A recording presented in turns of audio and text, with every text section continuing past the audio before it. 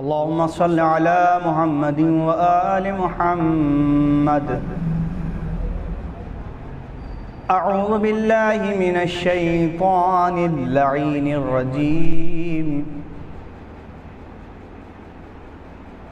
بسم الله الرحمن الرحيم. ما خلقناهما إلا بالحق ولكن أكثرهم لا يعلمون. إن يوم الفصل ميقاتهم أجمعين يوم لا يغني مولا عن مولا شيئا ولا هم ينصرون إلا من رحم الله إنه هو العزيز الرحيم.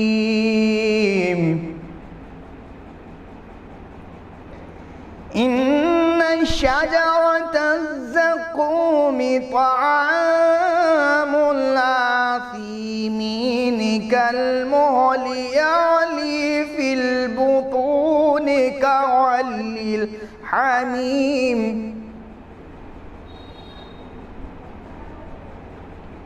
قُلْ فاعتلوا إلى سواء الجحيم ثم صبوا فوق رأسه من عذاب الحميم ذق إنك أنت العزيز الكريم. إن هذا ما كنتم به تمترون. إن المتقين في مقام آمين في جنات وعيون يلبسون من سندس واستبرق متقابلين كذلك وزوجناهم بحور عين يدعون فيها بكل فاكهة آمنين لا يذوقون فيها الموت إلا الموت الأولى ووقاهم عذاب الجحيم فضلا من ربك ذلك هو الفوز العظيم.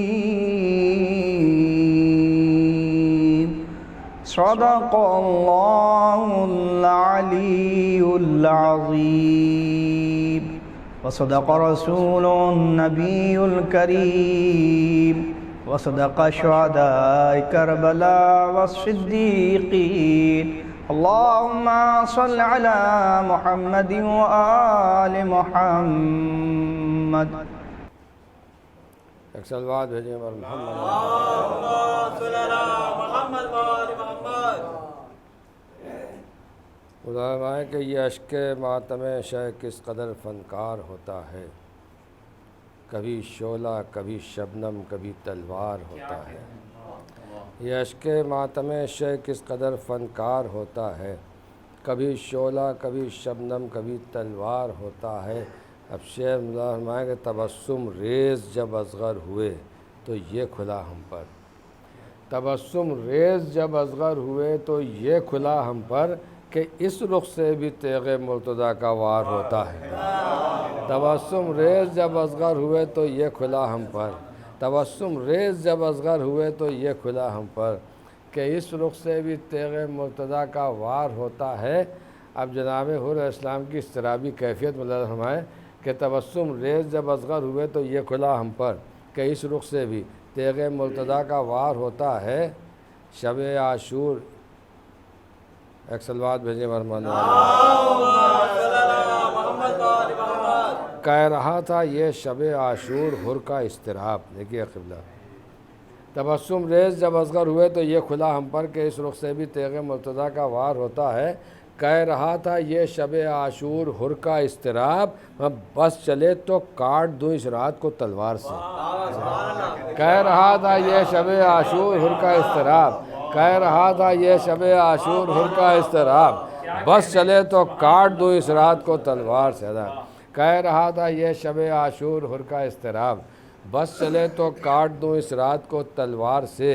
اور یہ بھی شعر فرمائیں کہ کربلا کا ذکر ایک ایسا مسافر ہے کہ جو کربلا کا ذکر ایک ایسا مسافر ہے کہ جو صدیوں آگے چل رہا ہے وقت کی رفتار سے۔ کربلا کا ذکر ایک ایسا مسافر ہے کہ جو کربلا کا ذکر ایک ایسا مسافر ہے کہ جو صدیوں آگے چل رہا ہے وقت کی رفتار سے، صدیوں آگے چل رہا ہے وقت کی رفتار سے۔ اور کربلا کا ذکر ایک ایسا مسافر ہے کہ جو صدیوں آگے چل رہا ہے وقت کی رفتار سے۔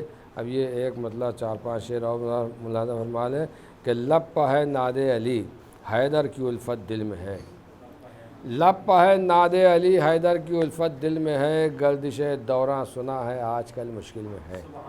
لب پہ ہے ناد علی حیدر کی الفت دل میں ہے، گردش دوراں سنا ہے آج کل مشکل میں ہے، گردش دوراں سنا ہے آج کل مشکل میں ہے، اور اس لیے میری منافق سے کبھی بنتی نہیں، اس لیے میری منافق سے کبھی بنتی نہیں، ہے وہی میری زباں پر بھی جو میرے دل میں ہے، اس لیے میری منافق سے کبھی بنتی نہیں، اس لیے میری منافق سے کبھی بنتی نہیں، ہے وہی میری زباں پر بھی جو میرے دل میں ہے۔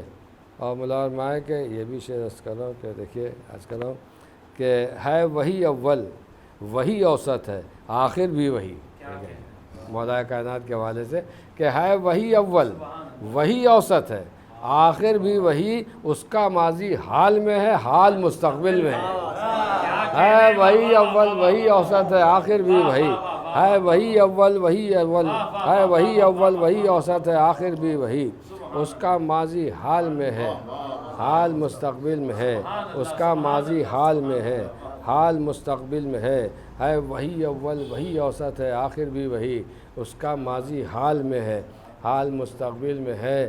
اور 6 مہینے کا علی بھی آ گیا میدان میں، 6 مہینے کا علی بھی آ گیا میدان میں، دیکھنا ہے زور کتنا بازو ہے قاتل میں ہے۔ 6 مہینے کا علی بھی آ گیا میدان میں، 6 مہینے کا علی بھی آ گیا میدان میں، دیکھنا ہے زور کتنا بازو قاتل میں ہے۔ 6 مہینے کا علی بھی آ گیا میدان میں، دیکھنا ہے زور کتنا بازو قاتل میں ہے، اور ایسی محفل سے مجھے محفوظ رکھ پروردگار، ایسی محفل سے مجھے محفوظ رکھ پروردگار، حق میں باطل ہے جہاں اور حق جہاں باطل میں ہے، ایسی محفل سے مجھے محفوظ رکھ پروردگار، حق میں باطل ہے جہاں اور حق جہاں باطل میں ہے، حق میں باطل ہے جہاں اور حق جہاں باطل میں ہے۔ بس یہ آخری شعر مدار مالے کہ حق میں باطل ہے جہاں اور حق جہاں باطل میں ہے، قدموں پر سر رکھتے ہی مرضی سرور مل گئی، قدموں پر سر رکھتے ہی مرضی سرور مل گئی۔ اب قبلہ یہ مصرع مدار مائیے گا کہ قدموں پر سر رکھتے ہی مرضی سرور مل گئی، حر کا یہ پہلا قدم ہی آخری منزل میں ہے، قدموں پر سر رکھتے ہی مرضی سرور مل گئی، قدموں پر سر رکھتے ہی مرضی سرور مل گئی، حر کا یہ پہلا قدم ہی آخری منزل میں ہے، قدموں پر سر رکھتے ہی مرضی سرور مل گئی، قدموں پر سر رکھتے ہی مرضی سرور مل گئی، حر کا یہ پہلا قدم ہی آخری منزل میں ہے۔ اور اپنے گھر پر جب نہ ہو نیر تو یہ کر لو یقین، اپنے گھر پر جب نہ ہو نیر تو یہ کر لو یقین، یا کسی مجلس میں ہے وہ یا کسی محفل میں ہے، اپنے گھر پر جب نہ ہو نیر تو یہ کر لو یقین، یا کسی مجلس میں ہے وہ یا کسی محفل. اعوذ باللہ السمیع العلی العظیم من الشیطان اللعین الرجیم. بسم اللہ الرحمن الرحیم. الحمد للہ الذی ہدانا لہذا وما كنا لنهتدي لولا ان هدانا الله لقد جاءت رسل ربنا بالحق الصلاة والسلام على صاحب الدين والإسلام والحل والحرام والركن والمقام والصلاة والصيام والسجود والقيام والشريعة والأحكام والحجة والبرهان والمحبة والعرفان والحق والبيان والكتاب والقرآن سيدنا ونبينا وشفيعنا ومولانا ومولى الثقلين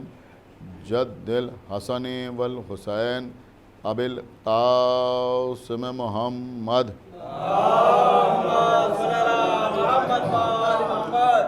وعلى اہل بیتہ الطیبین الطاہرین المعصومین المظلومین المنتخبین المنتجبین الذین اذهب اللہ عنہم الرجس وطہرہم تطہیرا. وَلَعْنَةُ اللَّهِ عَلَىٰ أَعْدَائِهِمْ وَقَتَلَتِهِمْ وَغَاصِبِي حُقُوقِهِمْ وَمُنْكِرِي فَضَائِلِهِمْ وَمَصَائِبِهِمْ أَجْمَعِينَ مِنَ الْآنِ إِلَىٰ يَوْمِ الدِّينِ. اللهم عذبهم عذابا يستغيث منه أهل النار آمين رب العالمين. اما بعد فقد قال اللہ سبحانہ تبارک و تعالی فی کتابہ المجید و فرقانہ الحمید و قولہ الحق. بسم اللہ الرحمن الرحیم. فاقم وجہک للدین حنیفا فطرۃ اللہ التی فطر الناس علیہا. صلوات.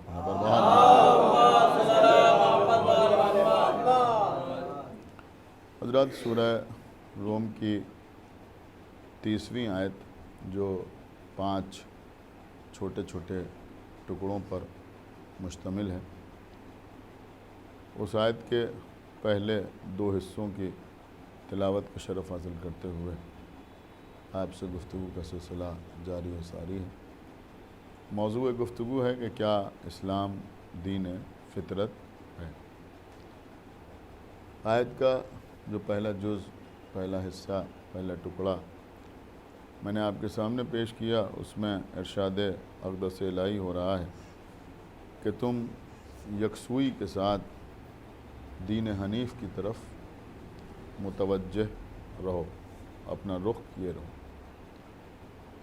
فطرت اللہ التی فطر الناس علیہا، اور اللہ کی بنائی ہوئی اس فطرت پر گامزن رہو، عمل کرتے رہو جس پر اللہ نے تمام انسانوں کو پیدا کیا ہے.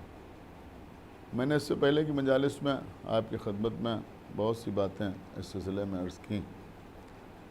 ایک دن میں نے آپ کی خدمت میں یہ بھی عرض کیا تھا کہ پیغمبر اسلام کی ایک حدیث متفقہ علیہ ہے اور تمام مسلمان اس حدیث کو تسلیم کرتے ہیں کہ اللہ کے رسول نے ارشاد فرمایا کہ ہر بچہ فطرت اسلام پر پیدا ہوتا ہے.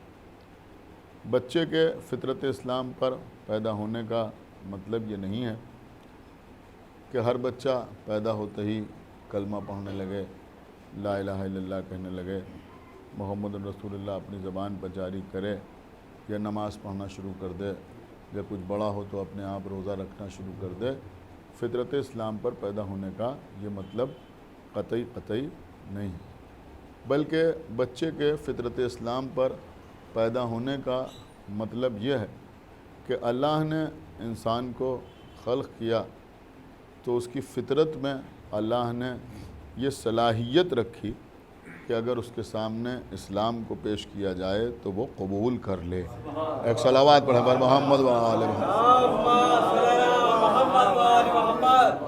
تو یہ بھی ماننا پڑے گا کہ اب اگر کسی کے سامنے اسلام کو پیش کیا جائے اور وہ اسلام کو قبول نہ کرے تو اس کا یہ عمل فطرت کے خلاف۔ فطرت جو ہے وہ اسلام کو قبول کرنے کی صلاحیت رکھتی ہے۔ دیکھیے عزیزوں، میں نے کسی مجلس میں یہ بھی آپ کی خدمت میں عرض کیا تھا کہ فطرت کا تذکرہ کرنے سے پہلے اللہ نے آواز دی کہ تم اپنا رخ دین حنیف کی طرف کیے رہو، فاقم وجہ کا للدین حنیفاً، یعنی دین حنیف کی طرف تم اپنا رخ رکھو، اپنا چہرہ رکھو۔ مختلف مترجمین نے اس کے مختلف معنی، مختلف ترجمے کیے ہیں۔ کل انشاءاللہ میں آپ کی خدمت میں عرض کروں گا کہ سب سے بہتر ترجمہ مولانا فرمان علی صاحب قبلہ نے کیا۔ ایک صلوات پڑھے بر محمد۔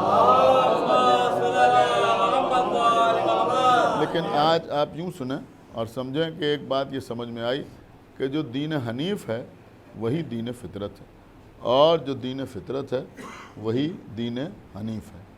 اب میرے خیال میں یہاں بیٹھے ہوئے تمام حضرات یا جو لوگ آن لائن مجلس سن رہے ہیں وہ دین حنیف کے بارے میں بھی جانتے ہیں، اور یہ جانتے ہیں کہ دین حنیف کا لفظ سب سے زیادہ کس نبی کے لیے، کس رسول کے لیے استعمال ہوا ہے۔ دیکھیے عزیزوں، ایک بات میں آپ کی خدمت میں عرض کروں، کیونکہ اسلام دین فطرت ہے، اس پر گفتگو ہو رہی ہے کہ جتنے فلسفے کے ماہرین ہیں، آپ اگر ان کی تحریروں کو پڑھیں، بہت توجہ کے ساتھ سنیے گا، جتنے بھی فلسفے کے ماہرین، ہو سکتا ہے یہ بات آپ پہلی بار سن رہے ہوں جو میں عرض کر رہا ہوں، جتنے بھی فلسفے کے ماہرین ہیں اگر آپ ان کی تحریروں کو پڑھیں تو اکثر جب انہوں نے فطرت کے سلسلے میں گفتگو کی ہے تو انہوں نے ایک مثال ضرور دی ہے، یعنی تمام لوگوں نے اس قسم کی مثال دی ہے، اور وہ مثال یہ ہے کہ مثلا کسی انسان کو پیدا ہونے کے بعد ایک گھر میں بند کر دیا جائے اور اس کی کسی سے ملاقات نہ ہو، کسی سے اس کے تعلقات نہ رہیں، اور اس کے بعد جب وہ سن شعور کو پہنچ جائے تو وہ گھر سے باہر نکلے تو اس کی کیفیت کیا ہوگی، اس کے احساسات کیا ہوں گے، اس کے محسوسات کیا ہوں گے۔ ایک صلوات پڑھے بر محمد۔ وہ کسی اور شخص کو دیکھے گا تو کیا سوچے گا، وہ کسی جانور کو دیکھے گا تو کیا محسوس کرے گا، وہ آسمان کو دیکھے گا تو کیا محسوس کرے گا۔ اور فرمانا اس میں مختلف قسم کی مثالیں دی گئی ہیں۔ اس میں کسی نے لکھا کہ کسی کو اگر کسی کنویں میں ڈال دیا جائے اور کوئی 15-16 سال کنویں میں رہے اور اس تک اس کی غذا کسی طرح پہنچائی جائے اور 15 سال کے بعد اس کو کنویں سے باہر نکالا جائے تو پھر وہ کیا سوچے گا، اس لیے کہ جب وہ کنویں میں رہا تو کنویں میں رہ کے اس کی سمجھ میں آئے گا کہ آسمان تو اتنا ہی بڑا ہے جتنا ہمیں دکھائی دے رہا ہے۔ ایک صلوات پڑھے پر محمد و آل محمد۔ اب جب وہ باہر آئے گا اور اتنا بڑا آسمان دیکھے گا، دنیا دیکھے گا، تو اس کی کیا کیفیت ہوگی۔ دیکھیں میں دین فطرت آپ کی خدمت میں عرض کر رہا ہوں۔ اسی طرح کسی شخص کو مثلا کسی کوٹری میں بند کر دیا جائے، یا غور فرمانے آپ کسی کو کسی غار میں جا کے پوشیدہ کر دیا جائے، تو اب وہ جب غار سے باہر نکلے گا، یعنی پیدا ہوا اور جا کے اس کو کسی غار میں بند کر دیا گیا، باہر پتھر رکھ دیا گیا، اب وقت مقررہ پر کوئی ایک آدمی جاتا ہے، اس کو کھانا دیتا ہے، وہ کھانا کھاتا ہے، باہر آ جاتا ہے، اسے کچھ نہیں معلوم کہ دنیا کیا ہے۔ لیکن اب اگر اسی کیفیت میں، مطلب ایک مثال دی ہے اکثر فلسفے کے ماہرین نے کہ اب اگر اسی کیفیت میں وہ 15 سال 16 سال یا 18 سال رہے تو جب باہر آئے گا اور دنیا کو دیکھے گا تو اس کے احساسات کیا ہوں گے۔ دیکھیں قبلہ، میں بڑی قیمتی بات آپ کی خدمت میں عرض کر رہا ہوں، فلسفے کے ماہرین نے تو خالی مثال دی ہے لیکن قرآن میں اس کی حقیقت موجود ہے۔ ایک صلوات پڑھا پر محمد و آل محمد۔ بھائی صلوات پڑھا پر محمد و آل محمد۔ میرے خیال میں آپ وہاں پہنچ گئے جہاں میں آپ کو لے جانا چاہتا ہوں نا۔ دیکھیں بہت توجہ، میں نے کسی دن آپ کے سامنے جناب موسیٰ کا تذکرہ کیا تھا، وہاں بھی مسئلہ یہی تھا، اور نمرود کے دور بھی مسئلہ ایسا ہی تھا۔ لہذا جناب ابراہیم کی ماں نے جناب ابراہیم کو ایک غار میں لے جا کر چھپا دیا۔ ایک صلوات پڑھے پر محمد و آل محمد۔ دیکھیں میری بات سمجھیے، جو میں عرض کر رہا ہوں کہ جو دین حنیف ہے وہی دین فطرت ہے، اس بات کو سمجھ گئے آپ؟ جو دین حنیف ہے وہی دین فطرت ہے۔ تو ابراہیم کہاں رہے؟ کہا غار میں رہے، ایک عرصے تک جناب ابراہیم غار کے اندر رہے۔ اب دیکھیں جناب ابراہیم اللہ کے نبی ہیں، عبداللہ ہیں، رسول ہیں، خلیل ہیں، انسانوں کے امام ہیں، یہ ساری باتیں تو ہمارے لیے ہیں نا، لیکن ایک عام آدمی کے لیے جو فلسفے کے ماہرین مثال دیتے ہیں وہ یہاں حقیقت کی صورت میں سامنے ہے۔ ایک صلوات پڑھے بر محمد و آل محمد۔ اور قرآن اس کا تذکرہ کر رہا ہے کہ ابراہیم کہاں رہے؟ کہ غار کے اندر ابراہیم رہے، ایک عرصے تک ابراہیم غار کے اندر رہے۔ جب باہر آئے تو صاحب شعور ہو چکے تھے، اچھی خاصے سن کو پہنچ چکے تھے، بڑے ہو گئے تھے۔ تو جناب ابراہیم، اب کیونکہ یہ نہیں لکھا ہے کہ کتنے بڑے ہو گئے تھے لہذا میں نہیں عرض کر سکتا آپ کی خدمت میں، لیکن بہرحال اب جب جناب ابراہیم باہر آئے، اب ابراہیم نے باہر آنے کے بعد بہت توجہ آپ حضرات کی، اتنے دن جناب ابراہیم غار میں رہے۔ اب جب غار میں رہے تو کسی سے ملے ہی نہیں، جب غار میں رہے تو کسی سے ملے ہی نہیں، صرف ان کی ماں جاتی تھی ان کے پاس، کوئی اور تو جاتا نہیں تھا۔ تو ابراہیم غار میں رہے تو صرف اپنی ماں کو جانتے تھے، صرف اپنی ماں کو پہچانتے تھے۔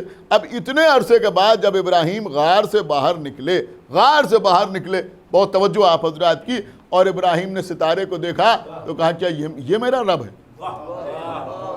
غور کیجئے عزیزوں جو میں عرض کر رہا ہوں۔ اور اس کے بعد جب ستارہ ڈوب گیا تو کہا جو ڈوب گیا وہ میرا رب نہیں ہو سکتا۔ چاند کو دیکھا کہ یہ اس سے بڑا ہے، کہ یہ میرا رب ہے۔ پھر جب چاند بھی چلا گیا تو کہا یہ بھی میرا رب نہیں۔ اس کے بعد سورج کو دیکھا کہ یہ تو اکبر ہے، یہ تو بہت بڑا ہے، کہ یہ میرا رب ہے۔ لیکن جب سورج غروب ہو گیا تو کہا یہ بھی رب نہیں ہو سکتا، اس لیے کہ یہ غروب ہو گیا۔ آپ نے اس سے کیا سمجھا؟ بہت توجہ آپ حضرات کی چاہتا ہوں، آپ نے اس سے کیا سمجھا؟ ابراہیم اتنے دن تک غار میں رہے، لیکن جب غار سے ابراہیم باہر آئے تو ستارے کو دیکھا اور دیکھنے کے بعد کہا کہ کیا یہ میرا رب ہے؟ اس کا مطلب یہ ہوا کہ ابراہیم کے ذریعے اللہ یہ بتانا چاہتا تھا کہ اگر انسان ساری دنیا سے دور رہے، ساری دنیا سے انسان دور رہے، تب بھی اس کے ذہن میں یہ بات رہتی ہے کہ کوئی نہ کوئی میرا رب ہے۔ صلوات علی محمد و آل محمد، یہی دین فطرت۔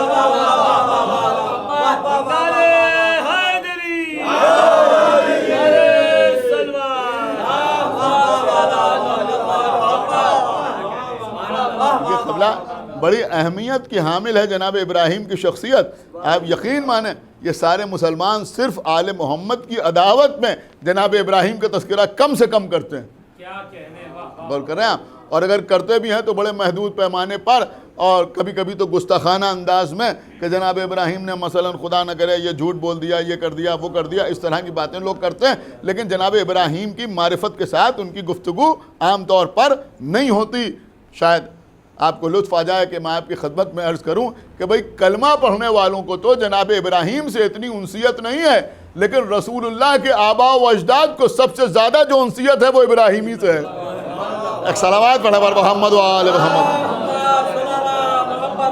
آپ تمام خطبات دیکھ لیں، چاہے وہ جناب ابو طالب کے خطبات ہوں، جناب عبد المطلب کے خطبات ہوں، جناب عبد مناف کے خطبات ہوں، جناب ہاشم کی تقریریں ہوں، تو اس میں آپ کو کثرت سے جناب ابراہیم کا تذکرہ ملے گا۔ تو جناب ابراہیم نے ستارے کو دیکھا اور اس کے بعد کہا کیا یہ میرا رب ہے؟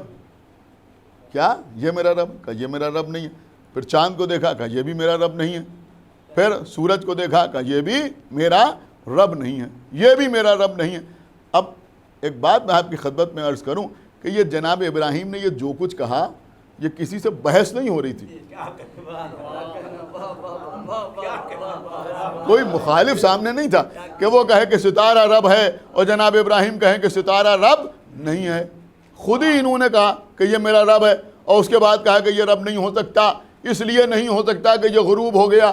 کیا سن رہے ہیں آپ؟ اس کا مطلب یہ ہوا، لیکن یہاں پر ماشاءاللہ ذاکرین بھی بیٹھے ہوئے ہیں، بڑا قیمتی جملہ میں آپ کی خدمت میں عرض کرنا، لوگ اعتراض کرتے ہیں نا، لہذا میں عرض کر رہا ہوں۔ اس کا مطلب یہ ہوا کہ حق کو واضح کرنے کے لیے تنہا بھی مناظرہ پڑھا جا سکتا ہے۔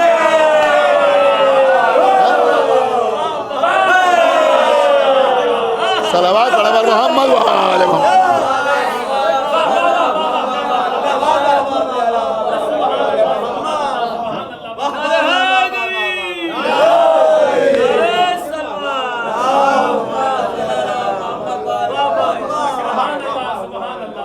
ایک صلوات اور پڑھ دے بر محمد و آل محمد۔ تو میرے خیال میں بات کی وضاحت ہو گئی نا کہ دین فطرت کیا ہے. یہ میں نے صرف آپ کی خدمت میں اس لیے عرض کیا کہ جناب ابراہیم اللہ کے وہ نبی ہیں کہ جو 3 آسمانی مذاہب کے ماننے والے افراد ہیں, یہودی, عیسائی, مسلمان. ہمارے نبی کا مرتبہ تمام انبیاء سے افضل ہے, لیکن ہمارے نبی کو مسلمان مانتے ہیں, نہ عیسائی مانتے ہیں, نہ یہودی مانتے ہیں. جناب عیسیٰ کو عیسائی بھی مانتے ہیں اور ہم بھی مانتے ہیں, لیکن جناب ابراہیم کو یہودی بھی مانتے ہیں, عیسائی بھی مانتے ہیں اور مسلمان بھی مانتے ہیں. دیکھیں اس سے ایک بات یہ بھی سمجھ میں آئی کہ کم لوگوں کا ماننا کسی کی عظمت پہ کمی کی دلیل نہیں ہے. ایک صلوات پڑھے پر محمد پیغمبر اسلام سید الانبیاء ہیں, لیکن خالی مسلمان ہی تو مانتے ہیں, عیسائی نہیں مانتے. اور جناب عیسیٰ کو یہودی نہیں مانتے, لیکن جناب ابراہیم کو یہودی بھی مانتے ہیں, عیسائی بھی مانتے ہیں, مسلمان بھی مانتے ہیں. اچھا پھر ابراہیم اتنی بڑی چیز ہے کہ قرآن مجید ہے یہ جو میں آپ کی خدمت میں عرض کر رہا ہوں کہ یہودی کہتے تھے کہ وہ یہودی ہیں اور عیسائی کہتے تھے کہ وہ عیسائی ہیں. وہ کہتے تھے کہ نہیں وہ نصرانی تھے, اور وہ کہتے تھے وہ یہودی تھے. اللہ نے قرآن میں اس کا تذکرہ کیا اور اس کے بعد یہ بھی کہا وَلَٰكِن كَانَ حَنِيفًا مُسْلِمًا. اللہ نے کہا نہ وہ یہودی تھے اور نہ نصرانی تھے, پھر کیا تھے کہ وہ حنیف مسلم تھے. غور کیا آپ نے؟ ایک صلوات پڑھے پر محمد و آل حنیف مسلم. اس سے پہلے بھی کسی مجلس میں حنیف کے اوپر کہیں اور تبصرہ کر چکا ہوں. تو ابراہیم کون تھے کہ حنیفاً مسلمن, حنیف بھی تھے اور مسلم بھی تھے. اور جو آیت کا ٹکڑا میں آپ کی خدمت میں پڑھ رہا ہوں اس میں بھی یہی حنیف کا لفظ آیا ہے, فاقم وجہک للدین حنیفاً, تم دین حنیف کی طرح رخ کیے رہو. اب حنیف کا مطلب کیا ہے؟ کچھ لوگوں نے کہا حنیف کا مطلب خالص ہے, کچھ نے کچھ بتایا, کسی نے کچھ بتایا. انشاءاللہ ہو سکتا ہے کل کی مجلس میں آپ کی خدمت میں عرض کروں, لیکن اس وقت یہ عرض کرنا ہے کہ یہ جناب ابراہیم ہیں جن کو اللہ نے پہلی بار مسلم کہا, اور اگر مسلم کہا تو کہا حنیفاً مسلمن, یعنی حنیف مسلم تھے, ایسے ویسے نہیں بلکہ حنیف مسلم تھے. کیا مرتبہ جناب ابراہیم کا ہے, ہماری جان قربان. آپ ذرا غور فرمائیں کہ ابراہیم کون ہے. سورہ نحل پڑھیے, معمولی شخصیت کا نام نہیں ہے جناب ابراہیم. یہ چھوٹی چھوٹی باتیں عام طور پر لوگ اس کے اوپر غور نہیں کرتے. انا ابراہیم, اللہ کہہ رہا ہے انا ابراہیم کانا امتن قانتن للہ حنیفہ. ایک صلوات پڑھے پر محمد و آل محمد. خدا کے لیے بھائی تھوڑا سا متوجہ ہو جائیں, اللہ کیا کہہ رہا ہے, یعنی اس آیت میں کیا بیان کیا جا رہا ہے کہ ابراہیم اپنے آپ میں ایک امت تھے. ایک صلوات پڑھا پر محمد و آل محمد. اور نہیں کیا آپ, ایک صلوات اور پڑھتے پر محمد و آل محمد. ابراہیم کون تھے؟ دیکھیں یہ چیز کوئی معمولی نہیں ہے جو میں آپ کی خدمت میں عرض کر رہا ہوں کہ ابراہیم کون تھے. جناب ابراہیم کو تو اللہ نے کیا کیا لقب دیے ہیں آپ سوچ نہیں سکتے. اور اللہ کہہ رہا ہے وہ امت تھے. ایک کو امت نہیں کہا جاتا, ایک کو امت نہیں کہا جاتا. امت کا مطلب کیا ہوتا ہے کہ بھائی بہت سے لوگ ہوں تو انہیں امت کہا جائے گا نا. اور اللہ جناب ابراہیم تنہا ہیں, لیکن اللہ ابراہیم کو امت کہہ رہا ہے. یہ امت کیوں کہہ رہا ہے؟ امت کہہ کے ابراہیم کی فضیلت کو دنیا کے سامنے ظاہر کیا جا رہا ہے کہ یہ اکیلے ہیں مگر امت ہیں. اور فرما رہے ہیں اب یہ اکیلے ہیں مگر امت ہیں. اب اگر کوئی نہ بھی آئے دین کی طرف تب بھی کوئی حاجت نہیں ہے, یہ اکیلے ہیں مگر امت ہیں.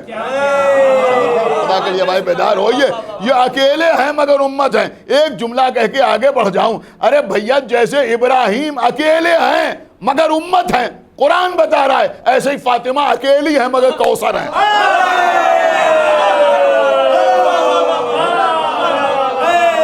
صلوات پڑھو محمد و آل محمد. اکیلی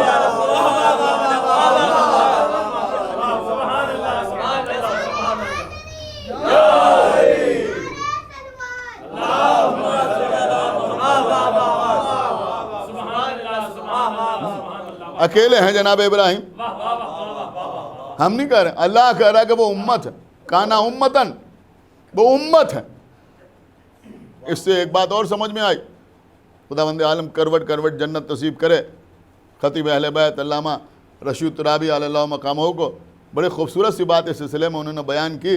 انہوں نے بیان کیا کہ ابراہیم کو امت کہنے کا مقصد کیا تھا. انہوں نے کہا ابراہیم کو امت کہنے کا مقصد یہ تھا کہ اللہ بتانا چاہتا تھا. اب دیکھیں یہ بھی نہیں کہا کہ چھوٹی امت یا بڑی امت. اللہ نے کہا ابراہیم جو ہے وہ امت ہیں. اللہ نے بتایا کہ ابراہیم عمل کے اعتبار سے, عقیدے کے اعتبار سے امت کے برابر ہیں.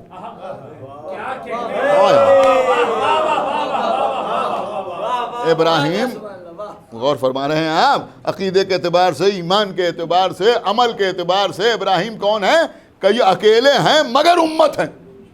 اکیلے ہیں مگر امت ہیں, یعنی ساری امت کے اعمال ایک طرف اور ابراہیم کے اعمال ایک طرف. کیوں؟ کہ اس لیے کہ یہ انسانوں کے امام ہیں.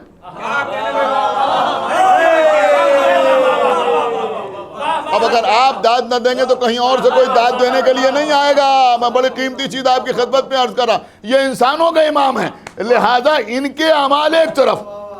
لیکن یہ بھی سمجھیے کہ ابراہیم کو کہا گیا, یعنی زندگی بھر کی ابراہیم کی جو عبادت ہے وہ امت کی عبادت کے برابر ہے. امت کی عبادت کے برابر ہے. اکیلے ہیں آپ شاید اب بھی توجہ نہیں کر رہے ہیں. زندگی بھر کی عبادت ابراہیم امت کی عبادت کے برابر ہے, اس لیے کہ یہ انسانوں کے امام ہے, لیکن جو ساری کائنات کا امام ہے اس کی ایک ضربت ثقلین کی صلوات بر محمد وآل, ایک ضربت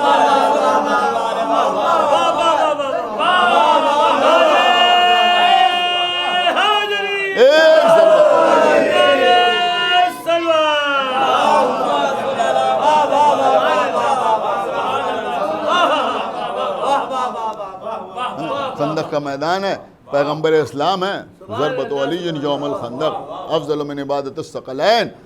ثقلین دونوں جہان کی, ثقلین کی عبادتوں پر بھاری ہے مولا علی کی ایک ضربت ثقلین کی عبادتوں پر بھاری. یہ کون کہہ رہا ہے؟ کہ یہ پیغمبر اسلام ارشاد فرما رہے ہیں. اب جیسا کہ میں نے غالباً ڈاکٹر اسد عباس صاحب کے عزا خانے کا جو اشرا ہوتا ہے, جو خمسہ ہوتا ہے, اس پہ کسی مجلس میں یہ بات عرض کی تھی. اس وقت اسی کا سہارا لیتے ہوئے آپ کی خدمت میں عرض کر دوں کہ مولا علی کی ایک ضربت ثقلین کی عبادتوں پر بھاری ہے. میں نے یہ پڑھا تھا کہ اہل بیت کی فضیلت کے سلسلے کی جو احادیث ہیں, لوگوں نے ان کو دیکھ کے ان کی جیسی بہت سی حدیثیں بنا لی. یعنی باقاعدہ ورک ہوا, کام ہوا کہ نہ معلوم کتنی حدیثیں تیار کر لی گئیں کہ اگر ان کے لیے یہ کہا تو ان کے لیے یہ کہا. آپ اگر تحفہ اثنا شریعہ پڑھیں تو اس میں تو بھرمار ہے اس طرح کی حدیثوں کی. اس میں وہ بھی ہے کہ وہ پیغمبر نے فرمایا کہ میں علم کا شہر ہوں, اور یہ اس کی دیوار ہیں, اور یہ اس کی چھت ہیں, اور یہ پتہ نہیں کیا کیا حدیثیں تیار کر لی. اسی میں یہ بھی ہے کہ پیغمبر اسلام نے فرمایا کہ آدھا دین حمیرہ سے لو. اللہ اکبر, آدھا دین پیغمبر نے فرمایا کہ آدھا دین حمیرہ سے لو. اب آپ ذرا غور کریں, کہیں نبی کہہ دیں آدھا دین تو اس پر تو جان قربان, اور جس کی ولایت پہ اللہ کہے کہ میں نے دین مکمل کر دیا, وہ سمجھ میں نہیں آ رہا. تو بہت سی حدیثیں لوگوں نے تیار کی. جناب بہلول دانا کا زمانہ ہے, جناب بہلول دانا. دیکھیے کوئی بھی کتاب آپ کو جناب بہلول دانا سے متعلق مل جائے تو پڑھیے ضرور, ایک صلوات پڑھیں بر محمد وآل. انہوں نے جنون اختیار کر لیا تھا فقط حقوق آل محمد کو ثابت کرنے کے لیے, لوگوں کے سامنے اس کی وضاحت کے لیے. تو بہرحال جناب بہلول دانا ہے, خلیفہ وقت کا دربار. جب ہی پہنچ گئے وہاں کچھ حدیثیں بیان ہو رہی تھیں. ایک مفتی نے کھڑے ہو کے ایک حدیث بیان کی کہ پیغمبر اسلام نے ارشاد فرمایا ہے کہ روز قیامت جب میزان نصب ہوگی, یعنی جب وہ زبردست ترازو لا کے سامنے رکھا جائے گا, تو اس میں ایک پلے میں خلیفہ اول کا ایمان ہوگا اور دوسرے پلے میں ساری امت کا ایمان ہوگا, لیکن ان کے ایمان کا پلہ بھاری ہوگا, ان کے ایمان کا پلہ بھاری ہوگا. بہلول دانا سن رہے تھے تو انہوں نے کہا کہ بھائی ان کے ایمان کا پلہ بھاری ہوگا اور سب کے ایمان کا پلہ جس میں سب کا ایمان لا کے رکھ دیا جائے گا وہ ہلکا ہوگا۔ تو جناب بہلول دانہ کھڑے ہوئے اور کھڑے ہونے کے بعد انہوں نے فرمایا کہ دیکھو اگر یہ حدیث صحیح ہے تو ترازو میں کچھ گڑبڑ ضرور ہے۔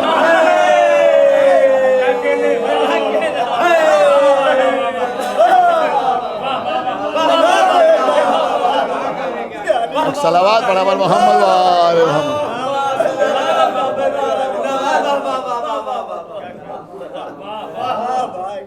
دیکھیے قبلہ، میں اسی لیے مجلسوں میں بار بار یہ پڑھا کرتا ہوں کہ آپ مجلسیں سنیے اور غور سے سنیے، اس کے ساتھ ساتھ مطالعہ بھی کیجئے اور اس کے ساتھ ساتھ ذہن کو اہل بیت سے منسوب بھی رکھیے۔ بڑی قیمتی بات میں آپ کی خدمت میں عرض کر رہا ہوں۔ یہ جو جناب بہلول دانہ کے واقعات آپ کو سنائے جاتے ہیں، یہ جو آپ کو جناب فضال کے واقعات سنائے جاتے ہیں، یہ جو آپ کو مومن طاق کے واقعات سنائے جاتے ہیں، آپ کبھی غور سے ان واقعات کے اوپر غور کیجئے تو اس میں علمی گفتگو بھی ہے لیکن اس سے زیادہ حاضر جوابی کا مظاہرہ ہے۔ یعنی آپ دیکھتے چلے جائیں ہر جگہ حاضر جوابی کا مظاہرہ ہے۔ میں بڑی قیمتی بات آپ کی خدمت میں عرض کر رہا ہوں، لہذا اگر کہیں کسی سے کوئی بات ہو تو کسی ذاکر یا عالم کے سامنے آ کے یہ نہ کہیے کہ انہوں نے یہ کہا ہم چپ ہو گئے۔ ایک صلوات پڑھا محمد وآل۔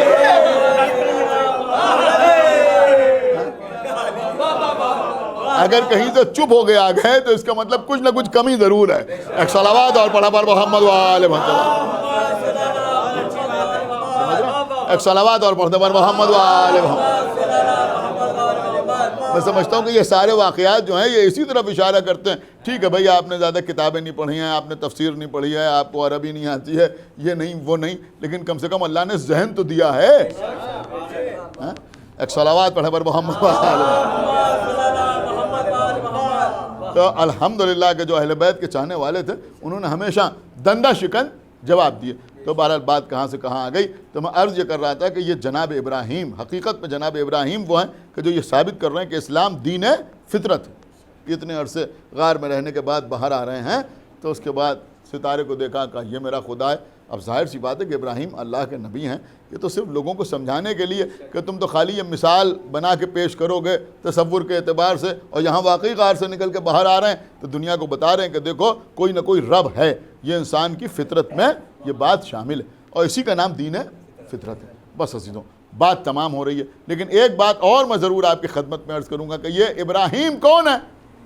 یہ ابراہیم کون ہے؟ کہ یہ ابراہیم انسانوں کے امام ہیں۔ اتنے عرصے غار میں رہنے کے بعد جب باہر آئے، غار میں کون کون تھا؟ کہ ابراہیم تھے، ان کی ماں تھی، ابراہیم تھے اور ان کی ماں تھی۔ جب غار سے باہر آئے تو کیا کہا؟ یہ ستارہ میرا رب ہے۔ پھر کہا نہیں یہ رب نہیں ہے۔ چاند کو دیکھا، یہ میرا رب ہے۔ کہا یہ میرا رب نہیں ہے۔ سورج کو دیکھا، یہ میرا رب ہے۔ کہا یہ رب نہیں ہے۔ اور اس کے بعد اعلان کیا اللہ کی ربوبیت کا۔ یہی تو ہے جناب ابراہیم کا کمال۔ کیا سن رہے ہیں آپ؟ لیکن ہم نے دیکھا کہ ایک بچہ اور وہ اتنے دن نہیں رہا کسی غار میں بلکہ خانہ کعبہ میں رہا۔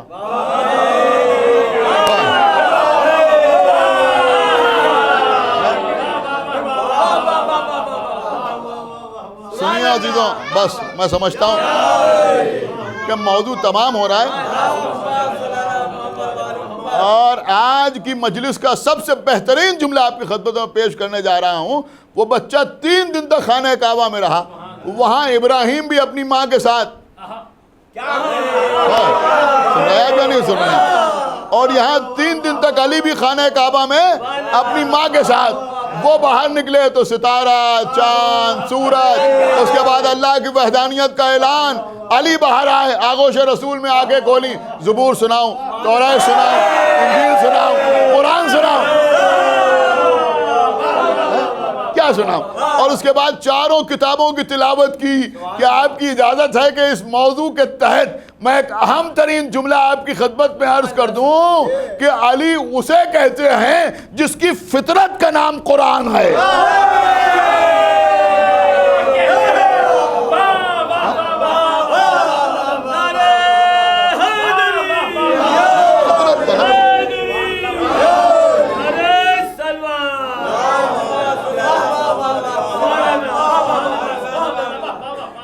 یہاں فطرت کا نام قرآن۔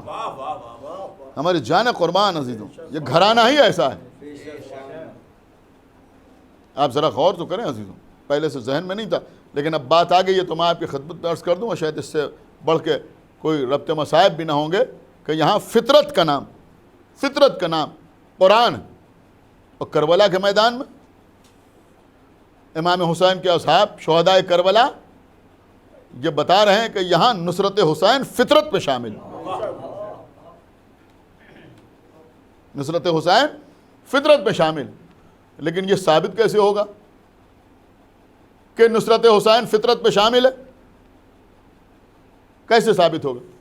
اگر ہم یہ کہیں کہ شہزادے علی اکبر سینے پر برچھی کھا رہے ہیں، تو ہو سکتا ہے کوئی کہے کہ صاحب یہاں تو رات بھر ماں نے سمجھایا ہے کہ دیکھو کل بابا پہ اپنی جان قربان کر دینا۔ اگر ہم جناب وہاب کی مثال پیش کریں تو وہاں بھی یہ کہا جا سکتا ہے کہ ان کی ماں سمجھا رہی ہیں کہ بیٹا حسین پہ اپنی جان قربان کر دینا۔ اگر جناب قاسم کا تذکرہ کریں تو 13 برس کے قاسم ہیں، ماں نے رات بھر سمجھایا ہے بیٹا دیکھو میں بیوہ ہوں، مجھے اپنی دادی کے سامنے شرمندہ نہ کرنا۔ غور کر رہے ہیں آپ؟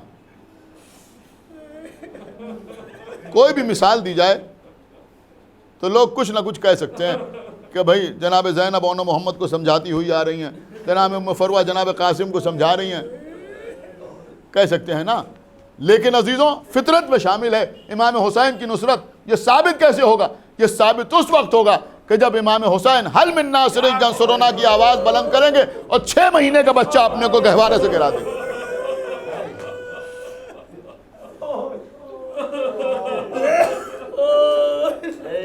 جس سے ثابت ہوگا کہ نصرت حسین ان کی فطرت ادا۔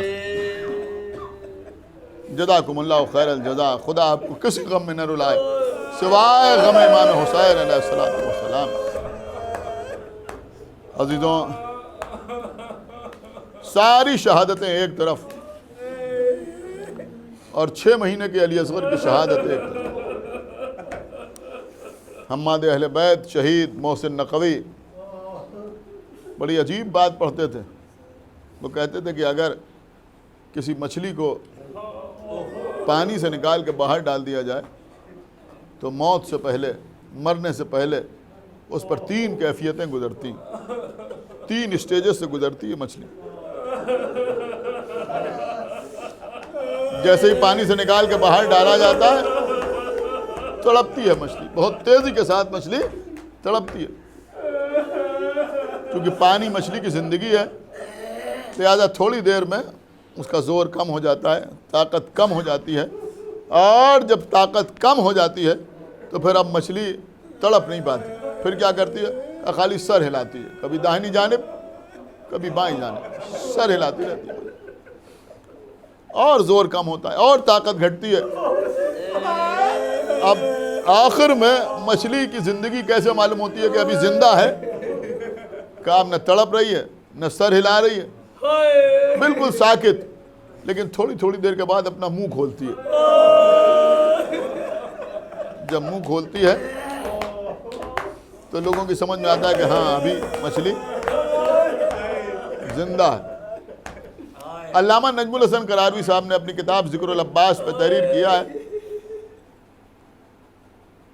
کہ شب عاشور تمام بچے بی بی سکینہ کے گرد جمع ہیں، شب عاشور،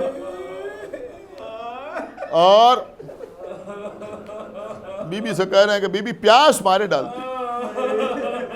بی بی سکینہ ان بچوں کو لے کے چلیں، ایک خیمے میں پہنچی وہاں پانی نہیں، دوسرے خیمے میں پہنچی وہاں پانی نہیں، تیسرے خیمے میں پہنچی وہاں پانی نہیں۔ آخر میں بی بی نے کہا بچوں چلو ہم اس خیمے میں چلتے ہیں جس میں ہمارے بھیا علی اصغر کا گہوارہ رکھا ہے، ہو سکتا ہے ہماری پھوپھی زینب نے بھیا علی اصغر کے لیے تھوڑا سا پانی بچا کے رکھا ہو، تو اگر کچھ پانی ہوگا تو میں تھوڑا تم لوگوں کے درمیان تقسیم کر دوں۔ بی بی سکینہ بچوں کو لے کر اس خیمے میں آئیں۔ ابھی بھی بیان کرتی ہیں جیسے ہی یہ سارے بچے اس خیمے میں داخل ہوئے، کہتی ہیں کہ ہم نے دیکھا کہ جناب زینب کے ہاتھوں پر شہزادے علی اصغر ہیں اور ماہی بے آب کی طرح تڑپ رہے ہیں، یعنی جیسے بغیر پانی کے مچھلی تڑپتی ہے ایسے تڑپ رہے ہیں اور شہزادی زینب کا عالم یہ ہے کہ کبھی کھڑی ہوتی ہے کبھی بیٹھ جاتی ہے.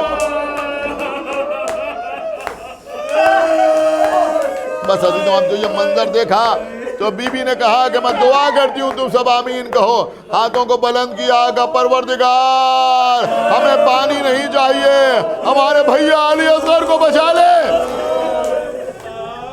تو عزیزوں شب عاشور پہلی کیفیت تھی شہزادے علی اصغر پر کہ ماہی بیاب کی طرح تڑپ رہے تھے. اس کے بعد عزیزوں صبح عاشور اب عالم یہ تھا 6 مہینے کے بچے کا کہ کبھی گردن داہنی جانب کبھی بائیں جانب, کبھی داہنی جانب کبھی بائیں جانب. اب دھیرے دھیرے عزیزوں سورج چڑھتا گیا, گرمی میں اضافہ ہوتا گیا, پانی کا قطرہ موجود نہیں ہے. عزیزوں عصر کا وقت آتے آتے وہ کیفیت ہو گئی کہ ایک دم سے جناب رباب رونے لگی. ارے میرا بھائی, میرا بچہ اس دنیا سے گزر گیا, میرا بچہ چلا گیا اس دنیا سے. لیکن ہاں عزیزوں جناب زینب نے کہا ٹھہرو رباب, غور سے دیکھو.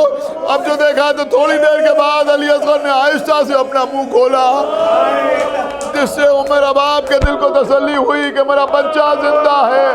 اب عزیزوں ذرا سوچئے کہ حسین کے آواز استغاثہ میں کیا درد تھا کہ جو بچہ اس کیفیت میں چلا گیا تھا. جب حسین کی آواز سنی حل من ناصر ینصرنا, تو علی اصغر نے اپنے کو گہوارے سے گرا.